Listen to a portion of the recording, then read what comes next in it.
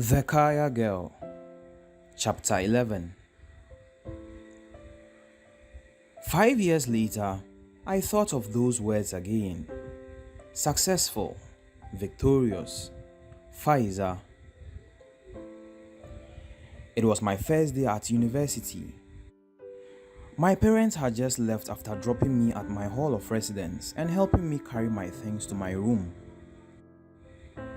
Mommy had hugged me and wiped tears from her eyes. "I'm so proud of you, my darling," she whispered. "But I will miss you so much." I thank God for little Kwesi. At least he would be going back home with them. He rushed around my room, touching things, inspecting every corner of this unfamiliar space, and asking questions faster than I could answer them. His incessant questions about everything under the sun reminded me of Fiza. I picked him up and sat him on my knee. "You look after mommy and daddy, okay? You are in charge now." He nodded with all the gravity of his 5 years, and I hugged him too, loving the feel of his little hands on my neck. Then I hugged daddy. "I know you will do great, Abby, as always," he said. "And you are going to have a great time too. You wait and see." Daddy was in a great mood. He was pleased that I was going to university at home. Mommy had wanted me to go abroad, but he was not keen. He had given in to her about us going to the American school when he would have preferred us to attend Ghanaian schools. I still remembered overhearing him tell her once that he did not want his children turning into foreigners in their own country. I knew that was one of the reasons they had sent me to Auntie Lydia that time. Daddy had also always insisted we spoke Twi at home and was horrified to hear that some of the Ghanaian children at my school could actually not speak their parents' languages or any Ghanaian language. Now school was over. It was his turn to put his foot down. I could go abroad for a master's degree later, he said. But now it was time to get into the Ghanaian system. As for mommy, if she was weeping saying goodbye to me here at the University of Ghana, I wondered what she would have done if I were going to America. After they had left, I felt a little lonely and a little scared. Everything was so new and I was in a whole new system. Would I make friends? Would I make the grade? This was a school for adults, not kids, and the blind faith of parents could be quite intimidating.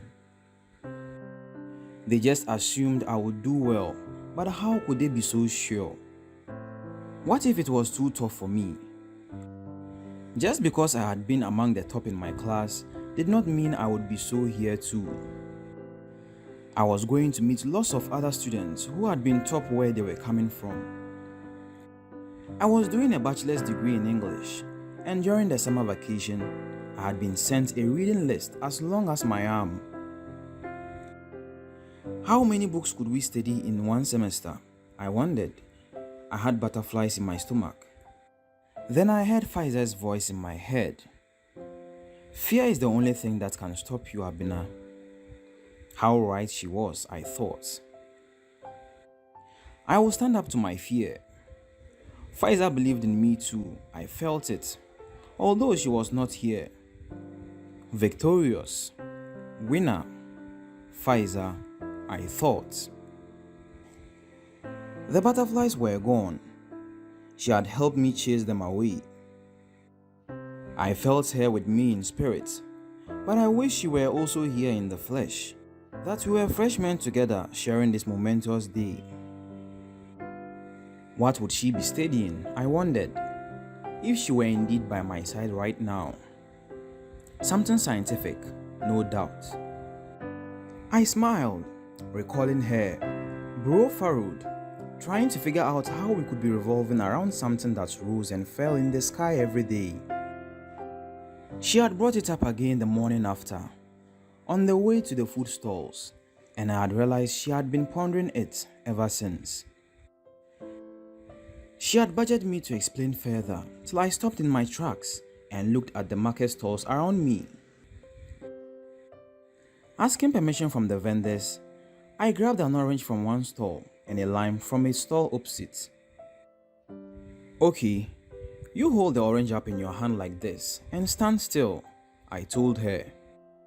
She did so obediently, ignoring the ripple of exclamations from the onlooking market woman. Right, I said, pointing at the orange. This is the sun. She nodded. Then I pointed at my lime, and this is us, planet Earth, the world. She nodded. Now watch. She watched. I moved my lime in a full circle around the orange, coming to a stop exactly where I started. This is 1 year, I said.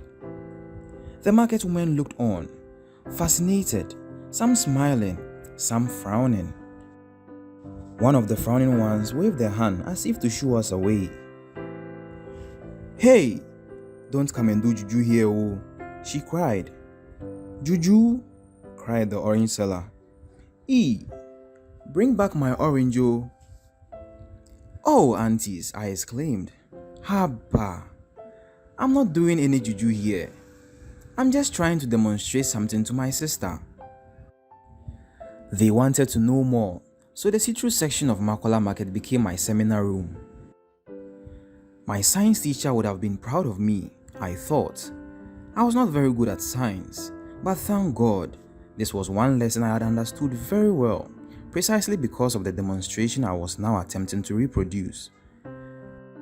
I made another circle around the orange for the benefit of the market woman, who had joined class late, as it were. Do you understand? I asked. Fiza nodded. Some of the market women nodded. Others did not look so sure. But one thing, said Fiza, I think you have mixed up the orange and the lime. Shouldn't the lime be the sun? It's just a small round circle when we see it in the sky.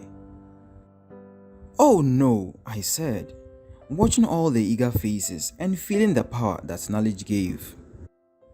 No, that's just because of the distance. You see, the distance between them is something far greater than we humans can even imagine, and because of that, the difference in size is far bigger in reality than the difference between a lime and an orange. In fact, we shouldn't even be using an orange at all, and I broke off and looked around me. In the distance, there was a building with a round plastic water tank on its roof. I pointed at it and continued. What we really need is something more like the size of that polytank over there. There was a collective gasp from all around us. How could the sun possibly be so much bigger than the earth? That thing up there in the sky. Was I sure? I nodded gravely. And there's something else, I said. I have shown you how the earth moves around the sun to complete 1 year, but I haven't shown you how it moves in 1 day. Let me guess, said Fiza, and she took the lime out of my hand and circled it around the orange, making tiny stops to indicate each day. I couldn't help smiling. She was so eager to apply herself to the task. But I was also full of admiration because she never allowed her lack of education and experience to stop her from applying her brilliant mind to figure out how things worked. That was a good try, I said encouragingly. But the earth never stops moving, and if it were like that, there would be no day and night. Some countries would always have day, and the ones on the opposite side would always have night. The sun is what gives us light, you see. Try again. The market women considered a problem, some debating among themselves, gesticulating to demonstrate their theories, and calling out a range of widely different suggestions to Fiza. She still held both fruits in her hand and was trying out different movements, acknowledging the woman's suggestions while I could see, focusing her own mind on the problem. Then she said, "Hold the orange for me." I did so. She held the lime in one hand, and while moving it around the orange, gave it a little twist all the way round with her other hand. "One day," she said, looking up at me. All heads turned to me. I nodded, beaming, and the market women erupted in applause, congratulating Fiza. They felt she had done it for all of them, and they praised her brilliance. Fiza beamed too, continuing to spin the green earth on its axis while rotating it around the yellow sun, completing the full circle of a year. Later, I would fill in the details for her, trying to answer her incessant questions. How many times did the earth spin to make a year? Why did it spin? How did it spin? What happened to the countries at the top? What happened to the countries at the bottom? Were all the other planets spinning too? Who lived on them anyway? And did the moon go around the sun too? I could answer some, but not all of her questions, and I wished fervently that I could hand her over to my science teacher or to my father. Now, as I made my way to the cafeteria for the first time, I wished just as fervently that I could accompany her to the first lecture in the science faculty here and watch the wonder on her face as she listened to people who could explain things and answer her questions far better than I had ever been able to. Although I had been her first science teacher, I knew from our interactions on the subject that her capacity to understand it would far exceed mine if she ever had the opportunity to study it properly. I wondered once again where she was. Nowhere near a university campus, I feared, but all the same, I had a feeling that wherever she was making a success of whatever she was doing. Freshman's week proved hectic, but also a lot of fun as the day had predicted. There were so many different events to attend, but at the same time so much work to be done. I made friends among the students in my hall and the ones at my faculty, and by going to social events at other halls. By the end of the first semester, it was becoming a real challenge to combine work and social life, but somehow the energy came from somewhere.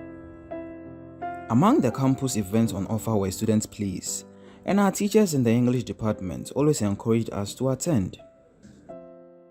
Towards the end of the semester, I saw a flyer pinned to my hall notice board for Shakespeare's Romeo and Juliet to be performed at the amphitheater in the Commonwealth Hall. I went with a group of friends. We sat in the front row munching plantain chips and popcorn. Theo made sure to sit next to me. He was also in a Kwiafo hall, and we had been to a few other events together, and I realized he was getting rather keen on me. I kind of liked him too, but was not sure I could keep up with his pace. The play began, and as each actor came on stage, there were loud cheers from their friends in the audience. The loudest of all were for Romeo. He clearly had a lot of fans. He kept his cool through the cheering and heckling, though staying perfectly in character. That impressed me. I took a closer look. He seemed a little familiar. I must have seen him around on campus, I thought. But as the play advanced, I thought his voice sounded familiar too. When he met Juliet at the Capulets party and they started to fall in love, he gave a dazzling smile, and I knew at that moment who he was. That grin, white against black. No, it couldn't be. Yes, it was Mike. Mike from Blankson's Electricals. From 5 years ago, from another world, now back in this new world of mine. I watched the play with renewed intensity. When he looked into Juliet's eyes and smiled again, I thought, okay now, you don't have to smile quite that wide. She was a pretty girl and good at her role too, perhaps a little too good at the adoring gazes. When she lay dead at the end, I thought, oh well, so much for her, but I found it a little more disconcerting to watch Mike in his death scene. I gave a start as Theo took my hand, seeing the look on my face. He did not release it, and I allowed it to lie limply in his. It was almost a relief when the actors all rose again to take their bows to thunderous applause. I extricated my hand and excused myself. I wanted to go over and greet Mike. I wondered if he would remember me. Probably not, I thought. As I climbed over the stone benches, I saw another girl go up, hug him extravagantly, and link her arm possessively through his. She was glamorous and reminded me of Jackie Appiah. So much for killing off Juliet, I thought, stopping in my tracks, undecided whether to go on. But just as I turned away, Mike did something astonishing. He called out through the sea of faces, "Abena!" I froze, but Abena was a common name. He might be calling someone else. Still, I turned around to find him staring directly at me. I could not believe he still remembered my name, or me for that matter. I walked rather unsteadily to the stage. He was surrounded by people. "Abena," he said, holding out his hand. "What are you doing here?" "A BA in English," I responded, thinking on my feet as I always seemed to have to do with him. He looked surprised. "And how is the Dadaba managing here in Legon?" His smile asked, having clearly lost none of his eloquence. Someone needed to censor that smile, I thought. "And you?" I asked coolly. "Electrical engineering," he said. "Final year. Here in Commonwealth." A vandal, I thought. He was in the right place. "Right," I said, not quite sure what to say next. "Where's your brother?" was the next thing to pop in my head. And then I kicked myself for asking. "Steve?" "He's in Kumasi. Tech. Second year," he said. "And your friend?" he continued. There it was again after 5 years. "Actually," I said, "she was heading to Kumasi too the last time I saw her." Well, he said. "Maybe he will find her at last, eh?" And he gave me a wink. His girlfriend looked at him and then at me. "Mikey, we need to get going," she purred. "Oh, sorry, I didn't introduce you," he said. "Abena, this is Isabella." "Easy, this is Abena, an old friend." Easy gave me a quick glance and an imperceptible nod, and then tightened her grip on his arm. She need not have worried, I thought. I must look like a real home girl, next to her in her flowing weave-on and steel toes that were higher than high because of the platforms in the front. All the same, she did not look too happy about us exchanging phone numbers as Mike had suggested. As she pulled him away, he said to me over his shoulder, "You still owe me an ice cream, you know." "So do you," I called back, turning to walk away. Theo was coming up behind me. "So you know Romeo," he said with an edge to his voice. "Who is he?" I looked into the play program as we walked away. "Michael Fosu," I read from the cast list. I wondered when I would see him again. He must be leaving soon because the exams were already over for the final year students. The next time I heard from him was by SMS, after I was home for the vacation. "Will you be coming to the graduation ceremony?" "Mike." I had not really been planning to go, but I was flattered by his invitation, if that was what it was. Moreover, several of my other friends were going because they had older siblings who were graduating. "Sure," I texted back. "Congratulations and see you there." It was a grand day with a great sense of occasion. Mike was one of dozens of graduates, but I spotted that flash of white against black before long. He looked quite distinguished in his suit and robe. I wondered what it must feel like to sit there among their ranks. The mortarboard tassel dangling into your face, your happy family in the crowd, knowing that after all the hard work, you had made it. After the ceremony, I hung out with my friends and their various families. I was hoping to get the chance to congratulate Mike in person at some point, but I did not want to be too pushy. I wondered where Izzy was. I had not seen her with him today. Then I spotted her. Of course, she was with her own family, tottering on another pair of higher than highs, with a luscious new weave on, cascading down the back of a graduation robe. As I was getting a coke from the drinks marquee, I felt a tap on my shoulder, and I turned around to see not Mike, but someone who looked a lot like him. "Steven," I said, almost spilling my drink. "Steve," he said, giving me a hug. Like Mike, he was looking very good, more grown up and sporting, a close-cropped beard and mustache. I wish Fiza could see him now. "It's been ages," he continued. "Mike told me you were here, that he had rediscovered you after your unceremonious disappearance from the market." "Wow, you do have a long memory," I said. "Oh yes," he agreed, laughing. And then he looked at me, and I realized with a start that he was expecting an explanation. "Yeah, it was a long time ago, but still, I guess I owe you an apology. It's kind of a long story." I thought it might be, but you know what?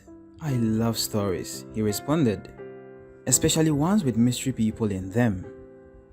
"Mystery people?" "Yes, that friend of yours that you were so cagey about." "Oh, her," I said weakly. This felt like deja vu. I couldn't believe that 5 years later, I was still fending off questions about Fiza. I looked over his shoulder hoping for some distraction and spotted Mike heading our way with a group of people. I pointed. "Are those your parents?" I asked. Steve looked round. "Yes," he replied, as Mike brought them towards us. "So you found her?" Mike said to Steve, and then proceeded to introduce me to their parents as an old friend from their Makola days. They were friendly and bubbly, riding high on the tide of this wonderful day. I found out that Mike's smile came from his mother, and his charisma and cheeky laugh from his father. The latter was interested to find out I was reading English. He had done so too in his time, and still loved literature and ran a publishing company.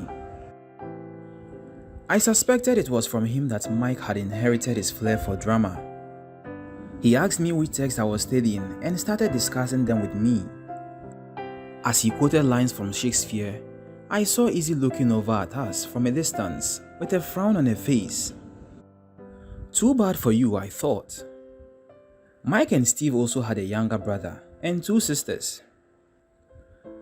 The older of the girls was interested in reading English at the university, so she asked me many questions about the course. In the end, his parents invited me to join them for lunch, since I was now a friend of virtually the whole family. I went over to my friends to ask them to excuse me for lunch. My roommate B gave me a wink. "Having lunch with Mike's people, are we?" She had been at the play and I had told her some of the background history. She thought Mike was gorgeous. It was at lunch that I found out he would be going abroad for 2 years for a master's degree. I was delighted for him, but at the same time dismayed that I only ever seemed to see him in fits and starts. I hardly knew him really, had barely seen him since we became reacquainted, and yet it seemed to matter greatly that he was leaving. I didn't really understand it myself, but his mother seemed to. She caught the dismay on my face and said, "Abena, I hope we will see you even if Mike is not here." And she invited me to their home with a gentle smile. "I'm sure Charles would like the chance to quote more Shakespeare, and Clarice would like to chat to you more about her application," she said. "And Stephen would like to question me more about Fiza," I completed silently for her in my head. "That would be great," said Mike, looking at me. "I hope you will come, Abena." He had a way of saying my name that brought back that pleasantly wobbly feeling in my stomach. Abena was one of the commonest names in Ghana, the prerogative of any Akan girl born on a Tuesday. One heard it all the time, everywhere, but when he said it, I felt like the only Abena in the world.